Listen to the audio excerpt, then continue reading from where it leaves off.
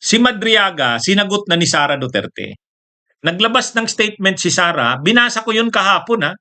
Kung naman pag naglabas ng statement si Sara, babasahin ko yan. Lahat ng statement niya, binasa ko yan kahapon. Ang sinabi lang naman ni Sara Duterte, hindi ko kilala yung Madriaga na yan. Hindi ko siya kilala, hindi ko siya inutusan, wala, hindi ko yan kilala. O ang problema ngayon, lumalabas na ngayon ang mga pictures at video, nakilala niya si Madriaga. Kilala niya. Masama naman yung masama naman yung parang ang tumulong sa kanya si Madriaga nung eleksyon ng 2022. Tapos nang nanalo na, parang wala na. Ay di ba? Ganon yung attack ng mga DDS kay PBBM. Tinulungan daw nila si Marcos na manalo, tapos wala na ngayon, kinakalaban na ang Duterte. Pero ito, ganon din. Itong si Madriaga, sa nakikita ko ng taong to, tumulong sa Duterte, lalo na kay Sara. Kay Sara talaga, hindi pa nga hindi pa nga kay Marcos. Kay Sara. At hindi siya simpleng kasi pwede ka namang tumulong sa kandidato pero tagadikit ka lang naman ng poster or tarpaulin. O kaya umattend ka lang naman sa rally niya. Ayun, medyo mahirap kang makilala sa ganon. Pero ito hindi. Hindi. Tumulong ako kay Leni Robredo noong 2022. Pero hindi ako ma-impluwensya sa loob niya. Wala. Kilala lang ako ni Leni kasi taga Naga City ako. Pero siguro kung hindi ako taga Naga City, hindi niya rin ako makikilala. Mahirap. Kapag tumulong ka sa kandidato, yung magkampanya ka sa kandidato, madali naman yon. Pangalawa, magpa-picture ka sa kandidato, madali yun. Pag pumunta sa'yo, lapitan mo lang yung kandidato, magpapapicture naman sa'yo, kandidato yan. Di ba? Pag kandidato ka, hindi ka tatanggi sa magpapapicture. Natural kandidato ka, di ba? Kaya totoo yun. Totoo naman yun. Ang sabi kasi ni Sara Duterte sa statement niya, sumuporta sa akin yan, pero mga public events naman yun. Natural naman yun na may picture siya dahil mga public events yun.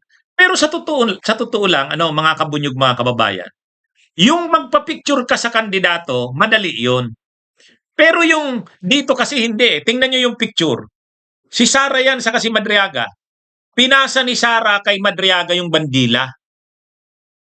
Anong ibig sabihin nung pinasa mo? Ibig sabihin, ikaw yung leader ng grupong ito. Rene-recognize ka ni Sara kasi sa'yo yung pinasa yung bandila eh.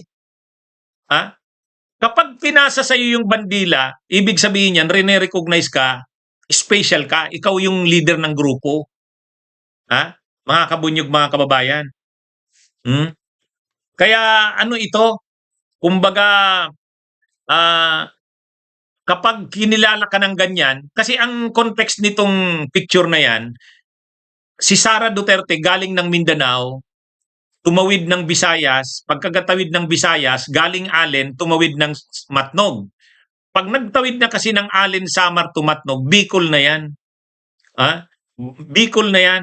Pagdating ng Bicol sa Matnog, Sorsogon, Luzon na yan. Ngayon, si Sara Duterte nagkaraban. Parang nagkaraban siya. Tapos, pagdating ng Luzon, sinalubong siya ng grupo ni Ramil Madriaga. Sinalubong siya doon sa Matnog. Yan yung picture. Ngayon, pag salubong niya doon, symbolic, pinasa ni Sara kay Ramil Madriaga yung bandila. Parang ibig sabihin, siya na yung mamumuno sa grupo. Siya na yung mag-head ng grupo papunta ng kung saang lugar, Sorsogon hanggang sa Luzon. Itong si Madriaga, hindi simpleng leader ito ni Sara. Kasi yan eh, nakikita nyo? Pinasa sa kanya yung bandila eh. Saka tinawag siya ni Sara. Sabi niya, Sir Ram. Ang nickname yata ni Ramil Madriaga, Ram. Kilala siya sa sirkulo nila Duterte na Ram. Kaya ang tawag ni Sara, Sir Ram. Tinawag niya, Sir Ram. Pinasa niya yung bandila. Yan yung mga kabunyog, mga kababayan. Panoorin niyo yung video. Panoorin niyo yung video. Ito.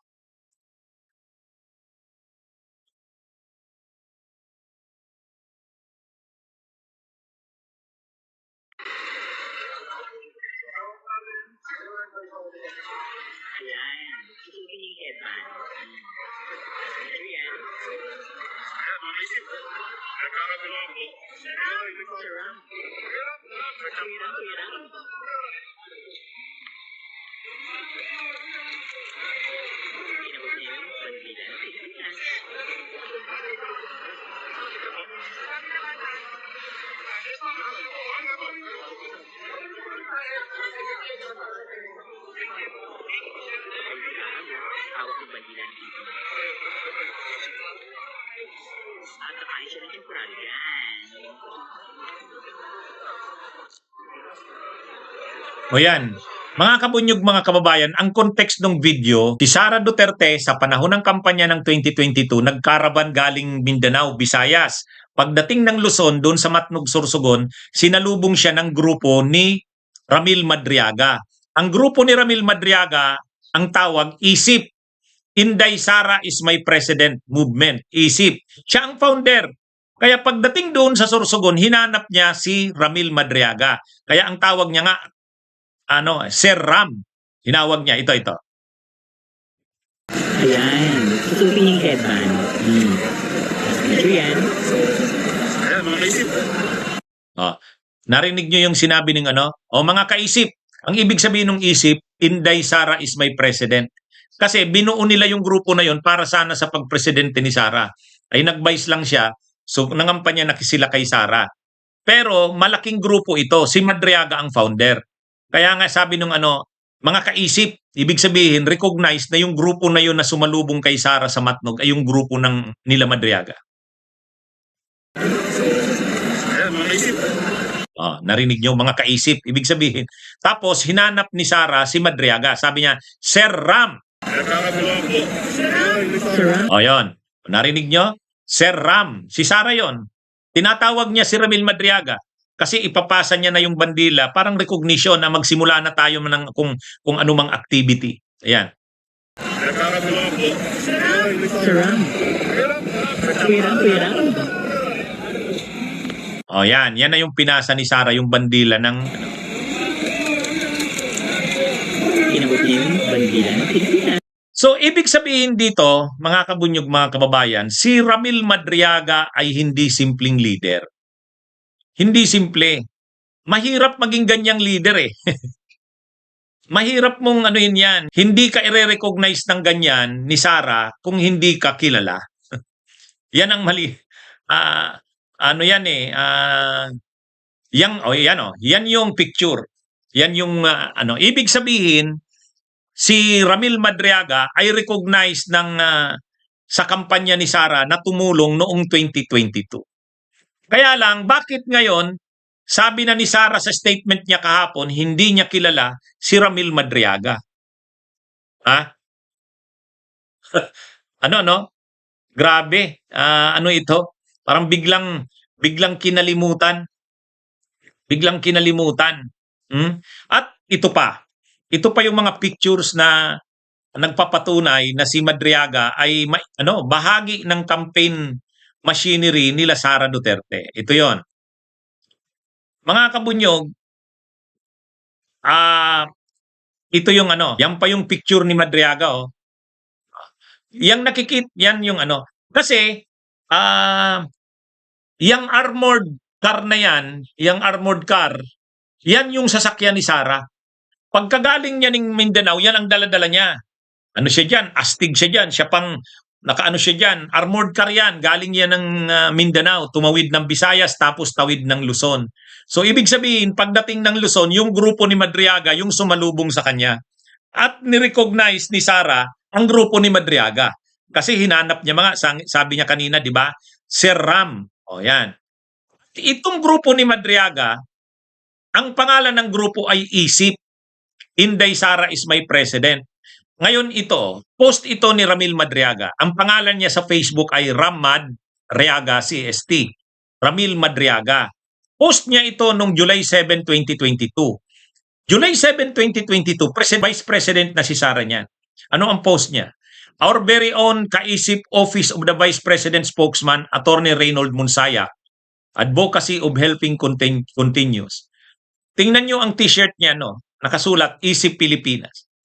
Si Reynold Monsayak ay spokesperson ni Sara. gumamit siya ng t-shirt ng Isip Pilipinas. Ibig sabihin, rene-recognize niya ang Isip Pilipinas bilang grupo. Sa katunayan, tumanggap si Monsayak, ayan itong si Reynold Monsayak, tumanggap siya ng award galing sa Isip. Ayan si si Reynold Monsayak tumanggap ng award galing sa Isip, yung Inday Sara is my president. Ito si Ramil Madriaga, ka-Zoom meeting ni Sara Duterte. Yan yan yung mga ito yung certificate ng Isip, yung grupo ni Madriaga. Ang pangalan, tingnan nyo ang nakapirma sa baba, yung pinakababang signature, Director Dr. Ramil L. Madriaga, Founder National Convenor. Tapos ang binigyan ng award si Attorney Reynold Monsayak. So ibig sabihin, itong si Madriaga ay kilala talagang leader ng mga grupo ni Sara. Hindi lang naman yung grupo niyang Isip ang tumulong kay Sara sa campaign, pero isa ito sa major group na tumulong. At rene-recognize yan kahit ni Attorney Reynold Monsayak na leader na spokesperson ni Sara. Sa katunayan, tingnan niyo ang gamit niyang t-shirt, Isip Pilipinas. Bagamat nag-release siya ng statement si Monsayak, ang sabi niya, alam niya raw yung grupo na yan ng Isip, pero hindi niya daw kilala si Madriaga. Ang kilala niya daw tingnan niyo yung nakapirma sa kanan, Attorney Ryan Kilala, co-founder. Yang nasa kanan napirma. Sabi ni Reynold Monsayak, yung spokesperson ni Sara Duterte sa OBP, si Attorney Ryan is kilala daw, ang kilala niya, hindi daw si Monsayak. Oo, pero ang nakalagay dyan, co-founder lang si Ryan Kilala. Ang founder ay si Madriaga. Ibig sabihin, mas mayor yung role ni Madriaga kaysa kay Kilala. Anyway, ang ginagawa lang natin tong topic na ito, mga kabunyog, kasi ang pagkakasabi kasi ni Sara Duterte dun sa statement niya kahapon, pinabulaanan niya na kilala niya si Madriaga. Hindi niya daw ito kilala. Pero itong videos na to, at saka yung yung mga pictures na yan, ang nagpapatunay na si Madriaga ay hindi simpleng supporter ni Sara. Hindi simpleng supporter yan. Yung pangalanan ka ni Sara, tawagin ka, Sir Ram. At ipasa sa iyo yung bandila. Ibig sabihin niya, hindi ka naman makakalapit sa kay Sara Duterte ng ganyan, tapos i-recognize ka ng ganyan. Hindi yan. Iba yung niyan, mga kabunyog, mga kababayan. Kaya medyo questionable yung sinabi ni Sara na hindi niya kilala si Ramil Madriaga. Sa ganyang role sa kanyang kampanya, hindi yan. Unang-una, kung simple lang na bumoto kay Sara, pagpunta ni Sara sa isang lugar nagpa-picture, pwede 'yun. Madali lang 'yun. Kung simpleng supporter ka lang, kasi kandidato si Sara. Pag may lumapit diyan, Madam Sara, pwede pong magpa-picture, selfie, pwede 'yan. Pagbibigyan ka talaga niyan. Kaya lang itong mga pictures na ito at video ni Madriaga, hindi ito simpleng leader lang. Hindi simple 'yan. Kasi recognized yung grupo mo recognized. Mga kabunyog, mga kababayan. Anyway, napanood ko yung interview kay Attorney Palad, yung abogado ni Madriaga. Marami pa raw silang ilalabas na mga pictures at videos. Ayan lang. Kasi kay Sara Duterte, dininay niya lang. In general, dininay niya. Hindi niya kilala si Madriaga. Ang problema, marami raw ipapakita si Madriaga Marami pa raw ipapakita si Madriaga. At yung video yung cellphone daw ni Madriaga na nasa Regional Trial Court, sumulat na ang kampo ni Madriaga sa NBI na kung pwede kopyahin yung cellphone kasi mayroong mga pictures doon nung nag-deliver ng pera. Yung delivery ng mga pera para sa mga tao ni Sara, may mga videos daw doon. Kaya ito, mga kabunyog, mga kababayan, kumbaga mahirap i-deny itong mga sinasabing ito kasi may mga pictures at video At yung ganyang level ng pagkilala niya kay Madriaga, hindi yan simpleng supporter. mga kabunyog, mga kababayan. Ano ito? Sigurado mayroon yang marami pang alam talaga yan. Marami pa daw ilalabas eh. Abangan natin. Bunyog, bunyog, halikan na kasama ka.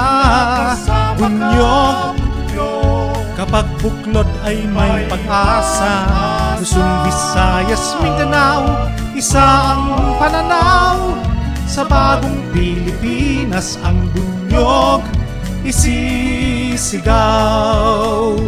Bunyog, bunyog.